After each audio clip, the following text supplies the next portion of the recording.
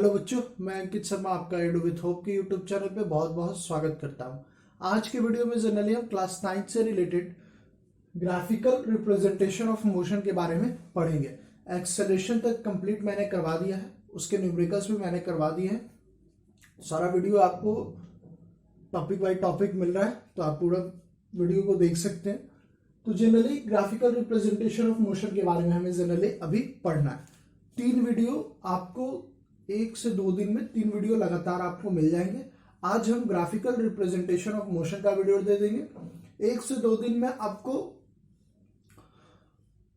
Equation of motion हो जाएगा और आपको न्यूमेरिकल्स उस पे, ठीक है। तो लगातार न्यूमेरिकल का 2-3 सेशन चलेगा, तो कंप्लीट आप बने रहें, ठीक है।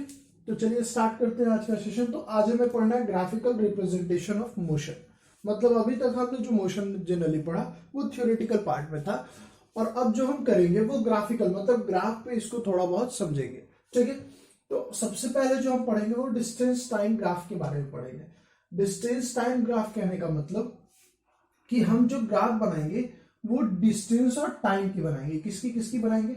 डिस्टेंस और टाइम की, ठीक है। तो आपको थोड़ा सा ध्यान देना है कि जो चीजें मैं बता रहा हूं पहले तो वो आपको एकदम कंफर्म ध्यान रखना है, ठीक है। तो देखिएगा मैं क्या चीजें बता रहा हूं। डिस्टेंस टाइम ग्राफ में 3 कंडीशन पढ़ेंगे।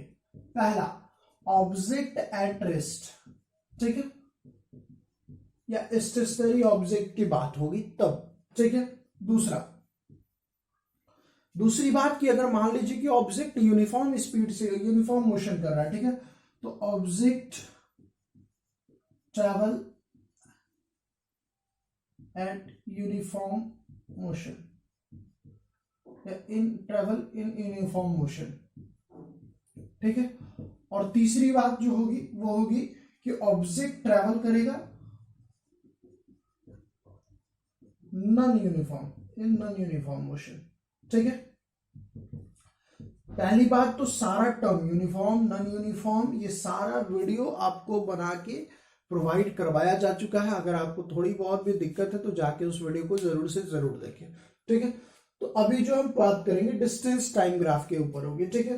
तो डिस्टेंस टाइम ग्राफ में 3 कंडीशन अभी पढ़ना है फिलहाल, ठीक है।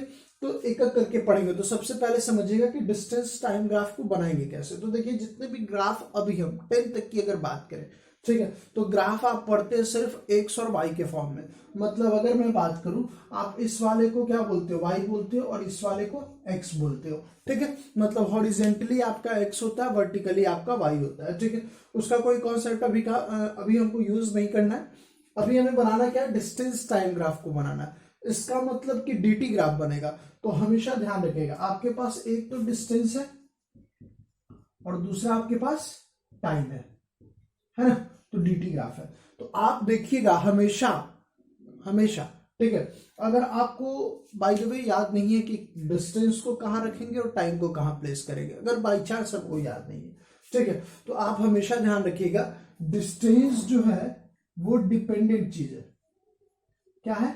डिपेंडेंट, मतलब वो किसी चीज पे डिपेंड करता है। आपसे पूछेंगे कि आप कितनी दूरी चल सकते हैं 1 सेकेंड में, 2 सेकेंड में, 3 सेकेंड में, तो आप डिस्टेंस जो चलिएगा वो 1 सेकेंड 2 सेकेंड का पूछ रहा है। तो दूरी आपका क्या हो रहा है? डिपेंड कर रहा है किस पे? टाइम पे, ठीक है। कि जितना टाइम आपको मिलेगा उतना आप ज्यादा चलिएगा। तो आप टाइम पे डिपेंड कर रहे हैं किसको? डिस्टेंस को। But time is a independent part, है ना। ये आपका जो टाइम है ये इंडिपेंडेंट है, ठीक है। तो हमेशा इंडिपेंडेंट चीज को, ठीक है, बस याद करने के पर्पज से मैं बता रहा हूं, इंडिपेंडेंट चीज को आप कहां रखेंगे?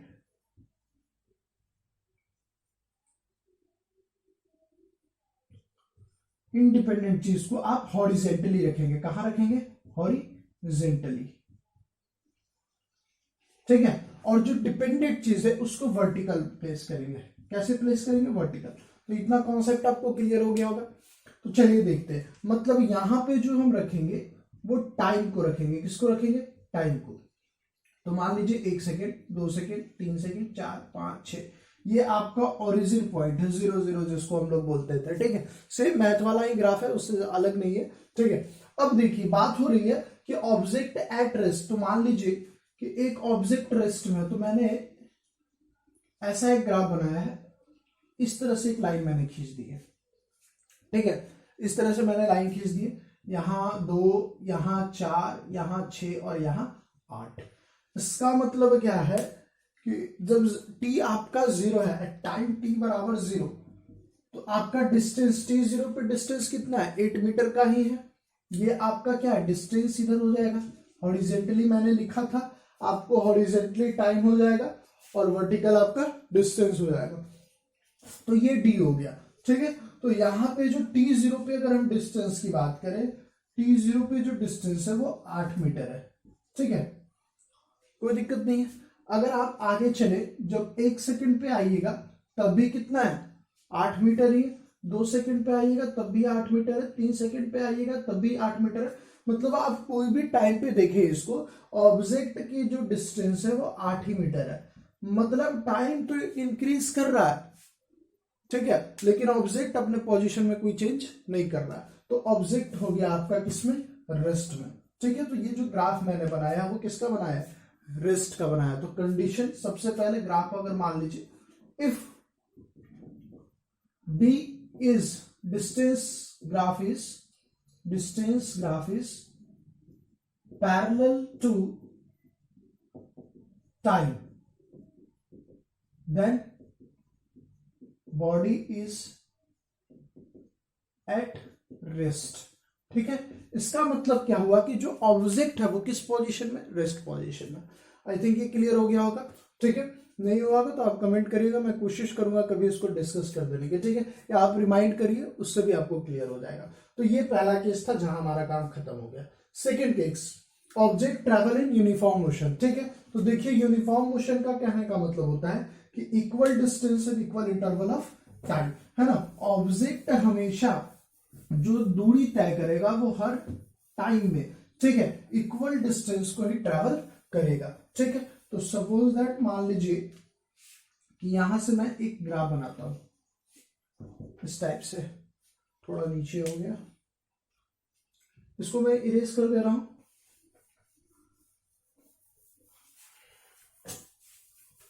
चलिए देखिए, अब जो हम ग्राफ बनाएंगे यूनिफॉर्म मोशन का, जो हम ग्राफ बना रहे हैं वो कैसा होगा, तो वो कुछ इस तरीके से। यहां पे क्या रखेंगे, टाइम को इन सेकंड रख सकते हैं, यहां पे क्या रखेंगे, डिस्टेंस आपको लिखा हुआ है। अब देखिए मैंने बोला कि जो यूनिफॉर्म मोशन होता है वो equal distance and equal interval of time होता है, ठीक है। मतलब हर इंटरवल में, जैसे अगर मैं यहाँ पे एक पिच बना देता हूँ, यहाँ पे मान लीजिए 2 सेकेंड, 4 सेकेंड, 6 सेकेंड, 8 सेकेंड और 10 सेकेंड, ठीक है। तो आप देख रहे हैं कि जो टाइम इंटरवल है वो हर टाइम इंटरवल इक्वल है, 2-2 सेकेंड का है। तो मैं यहाँ पे इसको प्लेस कर देता हूँ, 2, 4, 6 और 8, ठीक है। ये आपका ओरिजिन हो गया 0, 0, ठीक है। अच्छा 10 भी है, इसको 10 भी प्लेस कर देते हैं, ठीक है। अब देखिए ये तो 0 से स्टार्ट है, ठीक है। तो यहां से अगर मान लीजिए 6 मीटर, 12 मीटर, 18 मीटर, 24 मीटर और 30 मीटर, मैंने ऐसा एक ग्राफ बनाया। तो आप क्या देख रहे हैं, 0 से 2 की अगर बात करें तो 6 मीटर ट्रेवल कर रहा है, 2 से 4 की बात करें उसमें भी 6 मीटर ट्रेवल कर रहा है, 4 से 6 की बात करें उसमें भी 6 मीटर ट्रेवल कर रहा है। तो सेम चीज यहां भी बना लेते हैं, 6, 12, 18, 24, ठीक है। और थोड़ा सा एक्स्ट्रा चलेंगे तो 30 यहां तक आ जाएगा, मान लीजिए यहां तक 30। तो आप क्या देख रहे हैं कि 2 मीटर 2 सेकंड में, मतलब यहां से यहां 2 सेकंड लगा, तो 2 सेकंड में कितना ट्रेवल किया, 6 मीटर। मतलब ये यहां पे आएगा और ये यहां पे, तो एक पॉइंट यहां बनेगा, ठीक। नेक्स्ट 4 सेकंड में वो कहां पहुंचा, 12 मीटर पे, मतलब नेक्स्ट पॉइंट जो होगा वो अप्रॉक्स यहां पे होगा, ठीक है। उसी तरह से अगले 6 सेकंड में तो ये यहां पहुंचेगा, ठीक है। तो आप इसी तरीके से हर पॉइंट को जब आप मेंशन करिएगा यहाँ पे, तो इस तरीके से आपको कुछ दिखेगा, ठीक है। तो यहां से जो ग्राफ बनेगी वो स्ट्रेट लाइन की बनेगी, क्या बनेगी, यहां से जो ग्राफ बनेगा वो स्ट्रेट लाइन बनेगा, ठीक है।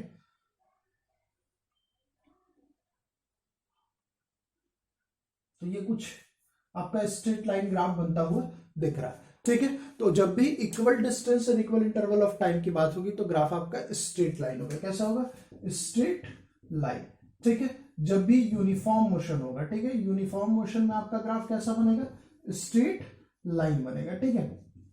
इस चीज को ध्यान रखिएगा। तो जब आपका नॉन यूनिफॉर्म होगा तब क्या होगा, तो नॉन यूनिफॉर्म में सिंपल सा ग्राफ आपका कैसा बनेगा, कर्वी लीनियर बनेगा। ठीक है, कैसा बनेगा, कर्वी लीनियर। तो ये हमारा था डिस्टेंस टाइम ग्राफ। ठीक है, एक केस में 0 हुआ था, एक केस में आपका स्ट्रेट लाइन हुआ, स्ट्रेट लाइन यूनिफॉर्म मोशन में होगी, और एक आपका क्या होगा, कर्वी लीनियर, जिसको हम पाराबोला बोल सकते हैं। ठीक है, तो कर्वी लीनियर कब होगा, जब आपका नॉन यूनिफॉर्म मोशन होगा। ठीक है, तो हमारा डिस्टेंस टाइम ग्राफ कंप्लीट हो गया। नेक्स्ट हम वीटी ग्राफ को पढ़ेंगे। ठीक है, तो चलिए देखते हैं। तो चलिए नेक्स्ट हम वीटी ग्राफ के बारे में पढ़ेंगे। ठीक है, और देखिए ये जो ग्राफ हम लोग पढ़ रहे हैं इसका बहुत यूज आता है। ठीक है, इस पे भी मैं न्यूमेरिकल आपको अलग से करवा दूंगा। ठीक है, तो चलिए छोटा सा एक कॉन्सेप्ट आपका रह गया है डीटी के ऊपर, थोड़ा सा समझिएगा। आप अगर स्पीड की अगर मैं बात करूं तो क्या होता है, डिस्टेंस अपॉन टाइम होता है। ठीक है, स्पीड की वैल्यू क्या होती है, डिस्टेंस अपॉन टाइम। ठीक है, ये जो आपको अगर मान लीजिए यहाँ पे आप इसको ओरिजिन मान रहे हैं, इस पॉइंट को ए मान रहे हैं, तो आपको दिख रहा होगा ओ ए। ये जो ओ ए है ये आपका स्लोप है। क्या है, स्लोप। ठीक है, स्लोप मतलब ढलान होती है, ऐसे ढलान होती है ना, तो ये स्लोप है, ओ ए आपका एक स्लोप है। तो स्लोप किसका है, तो डीटी ग्राफ का स्लोप है। तो आपको एक चीज नोट में याद रख लेना है, अगर आप कॉपी लेके बैठे तो इसको नोट डाउन कर लीजिए, या आपके पास बुक होगा उसमें अंडरलाइन कर लीजिए। नोट में क्या लिखना है कि डीटी ग्राफ का स्लोप, ठीक है, जो डी बाई टी होता है, डीटी ग्राफ का जो स्लोप होता है, slope of DT graph, slope of DT graph gives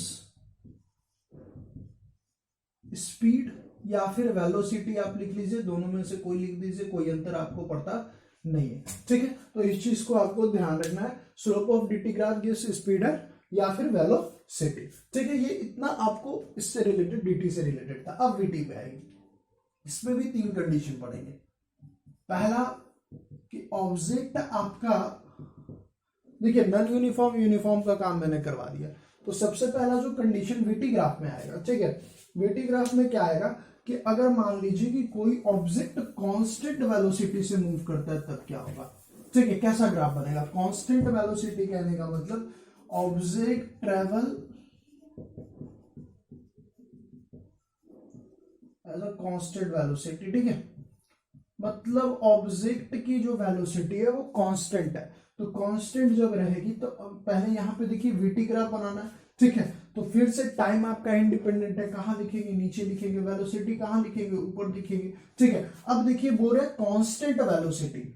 constant velocity कहने का मतलब वेलोसिटी में कोई अंतर नहीं आ रहा। मतलब अगर मान लीजिए कि आप 2 सेकंड पे देखें, 4 सेकंड, 6 सेकंड, 8 सेकंड, 10 सेकंड, कहीं पे भी देखें, तो ऑब्जेक्ट अगर मान लीजिए कि 5 मीटर, 0 सेकंड पे भी 5 मीटर पे था, टी जब 0 जब आप लिए हैं तब भी 5 मीटर पर सेकंड की उसकी स्पीड है।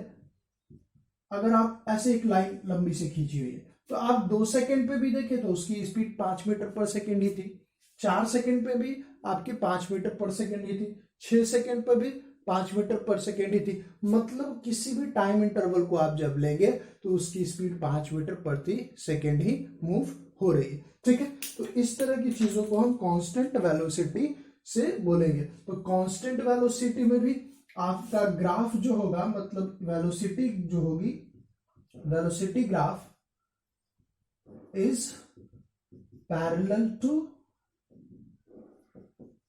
टाइम। ठीक है, तो आपकी कांस्टेंट वेलोसिटी से बॉडी मूव कर रही होगी। ठीक है, दूसरी बात, ऑब्जेक्ट मान लीजिए, ऑब्जेक्ट ट्रेवल फ्रॉम रेस्ट। ठीक है, ऑब्जेक्ट आपका कहां से मूव करने के लिए स्टार्ट हुआ, रेस्ट से। तो जब भी रेस्ट से बात होगी तो ग्राफ आप हमेशा ओरिजिन से लेंगे। कहां से लेंगे, ओरिजिन से लेंगे। अगर मान लीजिए ऑब्जेक्ट आपका रेस्ट से ट्रैवल नहीं हो रहा है, object travel not from rest, अगर रेस्ट से ऑब्जेक्ट ट्रैवल नहीं हो रहा, तो जब ऑब्जेक्ट ट्रैवल रेस्ट से नहीं होगा तो टाइम तो आप यहाँ पे 0 शो कर रहे हैं, है ना, आप तो 0 शो करिएगा, तो आपको ऐसा दिखाना पड़ेगा कि t0 पे, रेस्ट से नहीं है तो t0 पे आपका ऑब्जेक्ट, मान लीजिए ऐसा नहीं है कि यहीं से स्टार्ट करेंगे, हमने ऑब्जेक्ट को कहां से लिया, यहां से मेजर करेंगे। ठीक है, जो भी आपको पॉइंट, जो भी आपको वैल्यू दर्शाया होगा वहां से आप इसको शो करिएगा। ठीक है, तो ये आपका वीटी ग्राफ है। ठीक है, अब एक चीज और समझिएगा, जब भी स्पीड इंक्रीज होती है तो ग्राफ नीचे से ऊपर होता है, ठीक है, और जब भी आपकी स्पीड डिक्रीज होगी तो ग्राफ ऊपर से नीचे खींची जाएगी, ठीक है। तो हमेशा इस चीज को ध्यान रखना है, ठीक है। वेलोसिटी डिक्रीज कर रहा है तो ग्राफ ऊपर से नीचे आएगा, ठीक है। अगर वेलोसिटी इंक्रीज कर रही है तो नीचे से ऊपर ग्राफ जाएगा, ठीक है। तो इस चीजों को आप ध्यान रखिएगा, इसको आप भूलने की कोशिश नहीं करिएगा। दूसरी बात, एक जो और छोटी सी बात है, जैसा कि हमने यहाँ देखा था कि डिस्टेंस टाइम ग्राफ स्पीड और वेलोसिटी देता था, ठीक है। डिस्टेंस टाइम ग्राफ हमें क्या देता था, स्पीड और वेलोसिटी। तो यहाँ हमें वीटी ग्राफ क्या देगा, तो देखिए v बाई टी किसका होता है, एक्सेलरेशन का। तो वीटी ग्राफ का ये जो स्लोप है, मान लीजिए इसको भी हम ओ ए माने, ये आपका v और ये आपका t, ठीक है। तो ये जो वीटी ग्राफ है ये आपको स्लोप दे रहा है, तो स्लोप क्या देगा आपको, एक्सेलरेशन। वीटी ग्राफ का स्लोप क्या होगा, एक्सेलरेशन। आप फॉर्मूले से रिलेट रखिएगा, ठीक है। जैसे हमने पढ़ा है ना कि स्पीड बराबर डी बाई टी, तो डी टी ग्राफ आपको स्पीड दिया, उसी तरह से एक्सेलरेशन, वीटी ग्राफ एक्सेलरेशन देगा। इस तरह से रिलेट करके याद रखिए, ठीक है, तो आपको ज्यादा आसान रहेगा। तो यहाँ वीटी ग्राफ है तो एक्सेलरेशन मिला। दूसरी बात, अगर मान लीजिए यहाँ पे अगर हम बात करें 10 सेकंड की बात करें, यहां तक का मैंने एक आपको इस चीज को घेर दिया, ठीक है। तो यहाँ पे कुछ ये दिख रहा है, ठीक है। तो बेसिक फॉर्मूले से पढ़ते, ज्यादा कुछ नहीं करना है। आप स्पीड इज इक्वल टू क्या पढ़े, डी वाई टी पढ़े, तो v बराबर भी तो डी वाई टी ही होगा ना। तो अगर आपको d चाहिए, अगर आपको d चाहिए तो d के लिए आप क्या करिएगा, v इंटू टी करिएगा। d के लिए क्या करिएगा, v इंटू टी। इसका मतलब है कि जो वीटी ग्राफ का एरिया होगा, जैसा भी बने, रेक्टेंगल बने, यहां ट्रायंगल बन जाएगा तो ये वाला एरिया होगा। तो रेक्टेंगल बने, ट्रायंगल बने, उससे कोई लेना देना नहीं है। हमेशा वीटी ग्राफ का जो एरिया होगा, वीटी ग्राफ का जो एरिया होगा वो हमेशा क्या देगा आपको, डिस्टेंस देगा, मैग्नीट्यूड ऑफ डिस्टेंस देगा, ठीक है। आपको क्या देगा, मैग्नीट्यूड ऑफ डिस्टेंस देगा, ठीक है। तो यही बेसिकली आपको ग्राफ, फिलहाल अभी तक में इतना ही आपको ग्राफ पढ़ना था।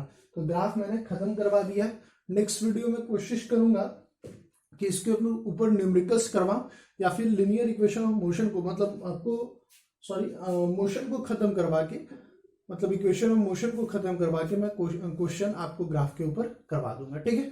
तो वीडियो को आपको अगर समझ में आया होगा तो please like and share our YouTube channel, और प्लीज चैनल हमारा नया है तो उसको ज्यादा से ज्यादा फॉरवर्ड करिए लोगों के पास, ठीक है। तो वीडियो को देखने के लिए बहुत बहुत आपका धन्यवाद।